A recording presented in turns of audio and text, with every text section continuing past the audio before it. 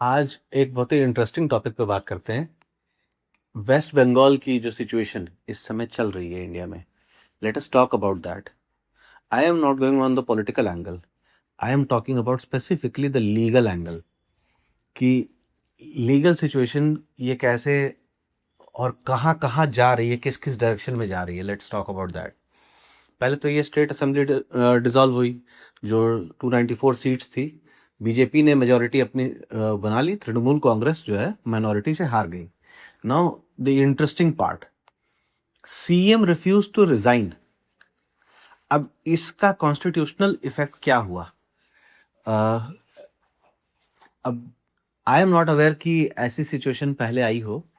The closest I can talk about is SR Bommai case. I get to it, SR Bommai case पे। But अब इस situation में देखते हैं कि अगर सीएम ने रिफ्यूज कर दिया रिजाइन करने से तो क्या सिचुएशन होती है। पहली चीज तो ये कि आर्टिकल 174 सब clause 2 sub clause B, governor can dissolve the state assembly. यहाँ पे पहली चीज। अब देखिए यहाँ गवर्नर का कितनी इंटरेस्टिंग पावर है। यहाँ पे आर्टिकल 174 में गवर्नर के पास डिसोल्यूशन की पावर है, और आर्टिकल 164 इसी के अंदर गवर्नर की अपॉइंटमेंट की पावर होती है ऑफ अ न्यू सीएम। यानी कि 174 में उसने स्टेट असेंबली डिसॉल्व कर दी, 164 के अंदर उसने नया सीएम अपॉइंट कर दिया यहाँ पे। अब इसका टेस्ट कैसे है देखिए, there is a test in this जिसको कहते हैं प्रिंसिपल ऑफ कलेक्टिव रेस्पॉन्सिबिलिटी। ये आर्टिकल 164 सब क्लॉज 2 के अंदर होता है, प्रिंसिपल ऑफ कलेक्टिव रेस्पॉन्सिबिलिटी का। तो प्रिंसिपल ऑफ कलेक्टिव रेस्पॉन्सिबिलिटी क्या है? Which ever party is elected in the state, they have a collective responsibility towards the people of the state. ठीक है? Each person is an elected member for an area, therefore all these members become a one. Understanding that these let's say कि majority state जैसे है, जो 294 seat से majority जो बनी है ना इनकी, तो वो पूरी पूरी एक जो ये कलेक्टिव है, it represents as one for the entire state. यानी कि they can not even publicly dismiss a bill that was passed in the assembly. नहीं होती उनके पास ये चीज। And the only way that they can express their disapproval towards a bill is through resignation as a council of minister. वो सिर्फ resign कर सकते हैं यहां पे। तो उनके पास जो वो कलेक्टिव पावर है, this is principal of collective responsibility, यही है। तो अब ऐसी सिचुएशन में लेट्स से कि यहाँ पे इस सिचुएशन में एक पार्टी का 5 ईयर का टेन्योर खत्म हुआ। हाँ, फर्स्ट ऑफ ऑल एक ये भी बात है कि ये चीज भी कॉन्स्टिट्यूशन में मेंशन्ड है कि आर्टिकल 172 में कि एक tenure for state assembly is for 5 years and 5 years only. 5 साल बाद वो डिसॉल्व हो जाएगी। आर्टिकल 174 में फिर आ गया डिसोल्यूशन, फिर आर्टिकल 164 में फिर आ गया गवर्नर की पावर आ गई उसको स्टेट सीएम अपॉइंट करने की।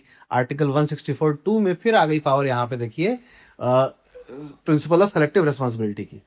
कैसे स्ट्रेटेजिकली ये चीज डिजाइन हुई है for a state to function. अब इसके बाद एक और एग्जांपल, एक और आर्टिकल जो इससे इफेक्ट होता है वो क्या है? Article 356, failure of constitutional machinery, जिसको हम सिंपल टर्म्स में कहते हैं प्रेसिडेंट पावर, मतलब प्रेसिडेंशियल रूल जिसको कहते हैं। अब ये भी एप्लीकेबल हो सकता था यहाँ पे। यहीं पे एसआर बोम्मई केस आता है।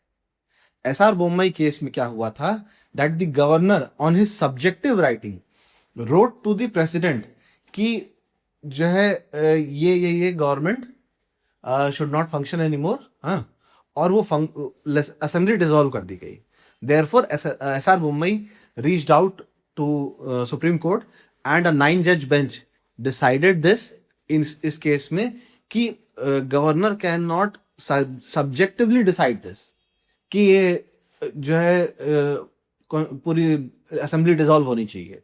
जैसे अनलाइक दिस सिचुएशन, जैसे यहाँ पे क्या हुआ, एक 5 ईयर का पूरा टेन्योर कंप्लीट हो गया, देयरफॉर यहाँ पे आर्टिकल 172 जो है उसका जो पूरा टेन्योर मेंशन्ड है वो खत्म होने के बाद अब नए टेन्योर में दूसरी गवर्नमेंट आई, उसने अपने मेजॉरिटी इलेक्शंस के वो जीती और उसको सीट्स वहां पे अक्वायर की।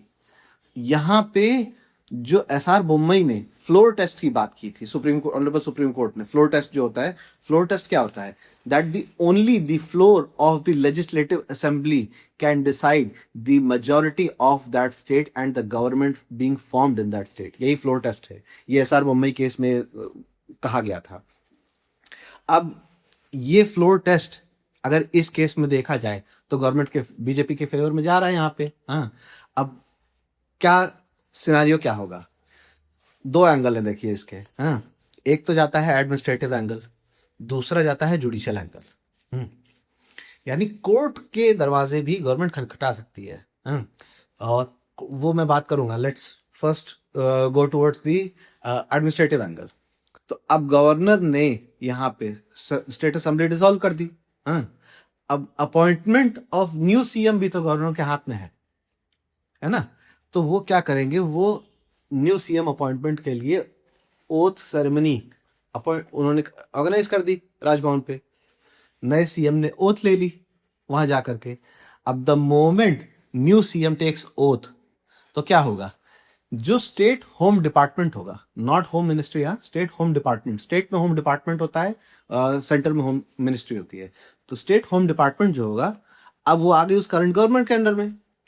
वो क्या करेगी, वो इवेक्ट कर देगी सबको बाहर, गई बाहर गवर्नमेंट इंक्लूडिंग सीएम, क्योंकि council of ministers include CM, ठीक है, इंक्लूडिंग सीएम सबको बाहर कर देगी यहां से। इजीली एडमिनिस्ट्रेटिव साइड से ये एविक्ट हो गई और नई गवर्नमेंट यहाँ पे फॉर्म हो गई। अब इसका लीगल वो लिटिगेशन साइड देखते बात करते हैं, लिटिगेशन साइड की। लिटिगेशन साइड पे ही एक, मैं इसको टॉपिक को क्यों बोलना चाह रहा था, I am coming to that, जो लिटिगेशन साइड की मैं बात कर रहा हूँ। As a practitioner who practices more in high court and less in supreme court, I would say I see less writ petitions regarding quo warranto. Maximum mandamus certiorari, prohibitio sometimes, हाँ, but ये explicit situation है जहां पे writ of quo warranto applicable हो गई। Writ of quo warranto is to explain your authority for bearing that office. यहाँ पे if you specifically remember तो ये B R. Kapoor versus state of Tamil Nadu, इसमें जयललिता मैम के साथ ये केस था। ये Jayalalithaa ma'am was convicted of under prevention of corruption act के केस में वो कन्विक्ट हो चुकी थी, but still she was holding office. तो यहाँ पे थ्रू रिट सुप्रीम कोर्ट में चैलेंज हुई थी। सुप्रीम कोर्ट में ये जाएगी आर्टिकल 32 में, हाई कोर्ट में जाएगी आर्टिकल 226 में, रिट ऑफ को वारंटो। तो इसमें ऑनरेबल सुप्रीम कोर्ट ने इस पे रिट ऑफ को वारंटो में ही ये चीज बताई थी कि आप अगर कन्विक्ट हो चुके, from what authority are you holding this office. Writ of quo warranto यही थी बी.आर. कपूर की।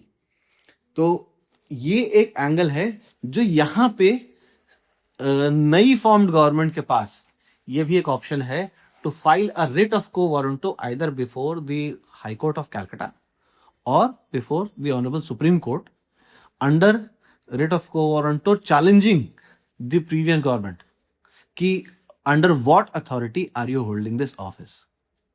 है ना इंटरेस्टिंग पार्ट। इसके लीगल और एडमिनिस्ट्रेटिव साइड जो सब कॉन्स्टिट्यूशन से कनेक्ट हो रहे हैं and ultimately they are coming towards a lawyer's daily regulatory, मतलब रीडिंग्स जो हम कहते हैं, रिट्स जो पढ़ते हैं और जो हम फाइल करते हैं कोर्ट्स में, रिट ऑफ को वारंटो यहाँ पे पिक्चर में आती है। एडमिनिस्ट्रेटिव साइड तो है ही, एडमिनिस्ट्रेटिव साइड तो मैंने एक्सप्लेन कर दिया, and I am pretty sure that the government will go towards the administrative side. इसके reason but obvious, the court can take time because audi alteram partem की right तो है ही वहाँ पे। भाई audi alteram partem, right to be heard, यानी कि बिना ऑपोजिट पार्टी को सुने हुए कोर्ट कैसे डिसाइड कर देगी वहाँ पे।